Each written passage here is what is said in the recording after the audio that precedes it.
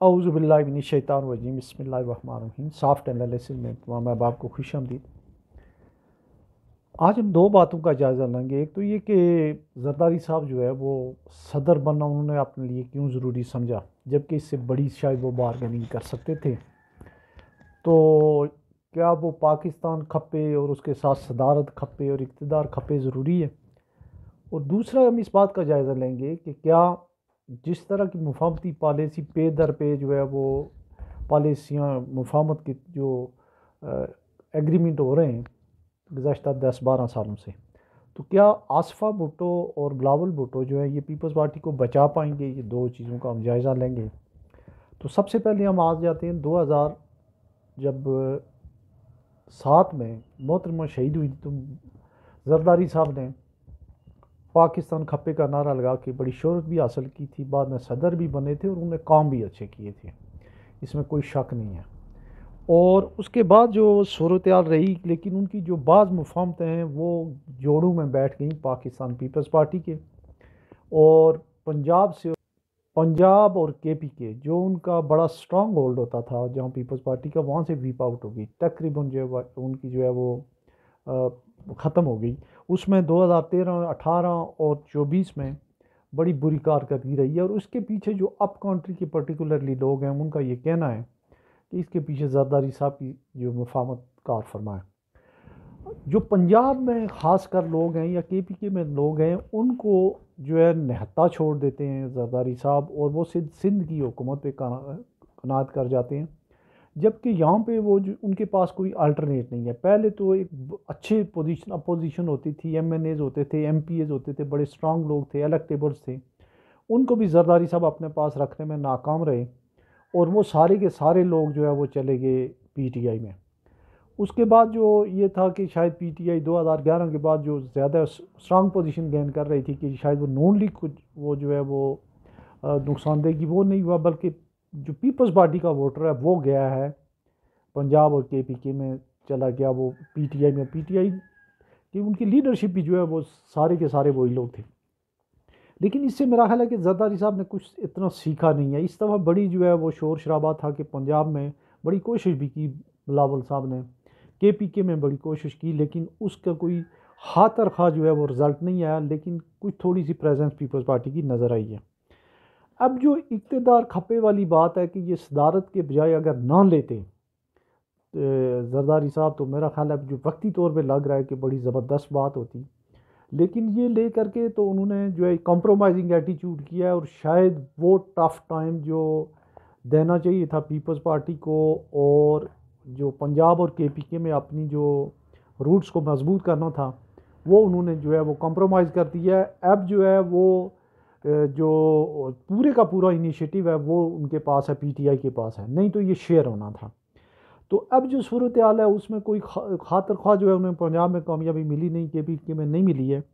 लेकिन up country की मैं यहाँ थोड़ा सा जो एक्सप्लेन करता जाऊँ कि अप कंट्री की जो पीपल्स पार्टी है वो केपी की हो या ख्वाह वो पंजाब की हो, वो आज़ाद कश्मीर वाले यहाँ पे बड़ी मजबूत। आज़ाद कश्मीर में तो अब भी जो है अगर वो कोई थोड़ा सा अगर हिम्मत करें 2026 में यहाँ उनकी हुकूमत आ जाएगी। उनकी बड़ी मजबूत यहाँ पे स्ट्रांग पोजीशन है। ये अपने लोगों को जो है इन्होंने जो है वो एक कौमी सतह की पार्टी को जो है वो अपने सिंध तक महदूद कर दिया हुआ है, जैसे कि आम लोग पे। लेकिन ये उन लोगों की बात नहीं करते। दूसरा, इन्होंने पंजाब वगैरह में जो है ऐसे लोगों को जो आगे रखा हुआ है कि जो कोई खातिर ख्वाह जो है, एक सीट परवेज़ अशरफ साहब, एक दो सीटें जो है वो गिलानी साहब हैं, तो कोई मज़ा नहीं आ रहा है। तो उसके ऊपर आउट ऑफ द बॉक्स जो है उन्हें सोचना पड़ेगा। तो दूसरे सवाल का जवाब ये है कि क्या बिलावल और आसफ़ा, उनके लिए कोई शक नहीं है, बड़ी अपील है। दोनों क्राउड पुल हो रहे हैं, दोनों के जो है दौरे और दोनों के जलसे, दोनों की मीटिंग्स ये बहुत ही कामयाब रहे। और अब इस बात का इम्कान है कि शायद वो जो है वो इसकी रिवाइवल में जो है वो अगर करें को मज़ीद एफर्ट्स करें। लेकिन ये अगले इलेक्शन तक नहीं। उसका है तो बिलावल और आसफ़ा को रूट जो बेसिक जो उनके जो इसके रूट काज हैं पीपल्स पार्टी की जो एलिमिनेशन के, उनको देखना होगा। और उसके बाद ग्रास रूट लेवल से जो है यूनियन काउंसिल लेवल से पंजाब केपीके में अपनी पार्टी को ऑर्गेनाइज़ करना होगा। कम अज़ कम हर हल्के में सुबह इस असम्बली के हल्के तक उनको जाना होगा अगर उन्हें चाहिए। अदरवाइज़ पंजाब के पीके से तो उनके हालात जो भी हैं, अब जाते हैं हम सिंध की तरफ। सिंध में भी जो है, जो नया वोटर है उसको शायद उन्होंने, नए वोटर ने ना तो अगली दफ़ा जो होगा एक बड़ी तादाद उन्होंने नाम ही सुने होंगे। जैसे पहले भुट्टो साहब के नाम वाले जो है वो ख़त्म हो गए थे 2000 तक। उसके बाद जो है वो बेनज़ीर मोहतरमा बेनज़ीर भुट्टो शहीद ने वो लोगों को अपने साथ मिलाया, उनका वोटर पैदा हो गया था। अब जो लोग अब आएंगे अगले साल से, जो वोटर आएंगे वो तो पैदा ही हुए हैं मोहतरमा की शहादत के बाद हुए हैं। तो इसलिए इंटीरियर सिंध में भी एक हमने देखा कि जमीयत उलमा इस्लाम कोई वहाँ पार्टी काम नहीं करती है। अगर नून लीग काम करे, पीटीआई काम करे, तो वहाँ भी जो है वो ज़्यादा इस बात का इम्कान है कि वहाँ भी जो है पीपल्स पार्टी डैमेज हो सकती है, की जा सकती है। लेकिन वहाँ उनकी टीम अच्छी है, कोई शक नहीं हैं, तो ज़्यादातर वडेरे ही हैं, साई लोग हैं। लेकिन बहरहाल वो एक जो है पीपल्स पार्टी के बैनर तले हैं, और बावजूद इसके कि उनकी कारकर्दगी बहुत आउटस्टैंडिंग नहीं है, लेकिन मुराद अली शाह साहब की कारकर्दगी बहरहाल एज ए चीफ मिनिस्टर 7-8 साल जितने भी तीसरी दफ़ा बने हैं, उनकी कारकर्दगी जो है उनको जोड़े रखे हुए हैं। उन्होंने कराची में भी काम किया है। लेकिन ज़रूरत जो इस बात की है कि अगर ये जरदारी साहब के वहम रहम करम पे पीपल्स पार्टी छोड़ दी गई, और डाइन रूम की सियासत जो है वो पब्लिक पॉलिटिक्स नहीं करते हैं, वो क्राउड की पॉलिटिक्स नहीं करते हैं, वो कारकुनों की पॉलिटिक्स नहीं करते हैं। अगर वो ये कर रहे होते तो उन्हें ये 2008 से 13 में पता होता कि पंजाब में जो हमारे कारकुन की क्या सूरत हाल है, हमारे वोटर की क्या सूरत हाल है। तो इसके लिए ज़रूरी होगा कि अभी बलोचिस्तान की भी एक लूली रंगली हुकूमत, वो इनकी ना समझे, वो तो डेफिनेटली हुकूमत जो है वो इस्टेब्लिशमेंट की है, वो जब उनको कहेंगे वो किसी दूसरी तरफ चले जाएंगे। तो ये जो सारी चीज़ें, जरदारी साहब ने अगर अब प्रेसिडेंसी ले ली है तो उसको पीपल्स पार्टी को स्ट्रेंथन करने के लिए, कौमी सतह की जमात बनाने के लिए वो करें, और अपने बच्चों को, बिलावल और आसफा को पूरे पाकिस्तान में सियासत करने की इजाज़त दें। साथ ही साथ सिंध में भी उन्हें ड्रास्टिक जो है वो आउट ऑफ द बॉक्स कोई चीज़ें या ड्रास्टिक चेंजेस करनी होंगी।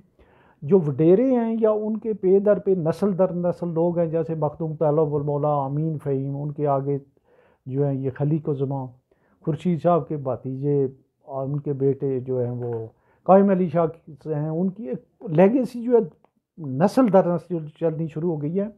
इसका जो है नतीजा जो है वो पीपल्स पार्टी के बड़ा ख़िलाफ़ निकल सकता है। लिहाजा बहुत उनके पास अच्छा चांस है कि वो अपनी पार्टी को शहरी इलाकों में मुनज़्ज़म करें। वहाँ पे जितने मशीर हैं, अगर उन्होंने पार्टी को करना है तो मशीर ज़्यादातर जो है इंटीरियर से लेने के बजाय उर्दू स्पीकिंग इलाके से लें। और पंजाब में जो है और KPK में, वहाँ पे बिलावल और जो आसिफा हैं वो कन्वेंशन करें, उनकी जो है कारकुनों तक पहुँचें, मेंबरशिप करें और अपनी तंजीम साजी को मजबूत करें। Failing which Peoples Party will be eliminated from KPK and Punjab all together. उनके पास इसके अलावा चूँकि यहाँ पे दो बड़ी मुतहर्रिक जमातें ऑलरेडी मौजूद हैं। पंजाब में मरियम नवाज शरीफ साहिबा के आने से कुछ ना कुछ जो एक मुर्दा घोड़ा है उसमें जो है वो कुछ ना कुछ जान पड़ चुकी है नून लीग की। तो लिहाजा जो है यहाँ पे जो है वाइब्रेंट और बड़ी जो है वो जो टेरिफिक किस्म की है कैंपेन की ज़रूरत है। अदरवाइज़ जो है पीपल्स पार्टी का रिवाइवल मुश्किल नज़र आ रहा है। अपना ख्याल रखिएगा।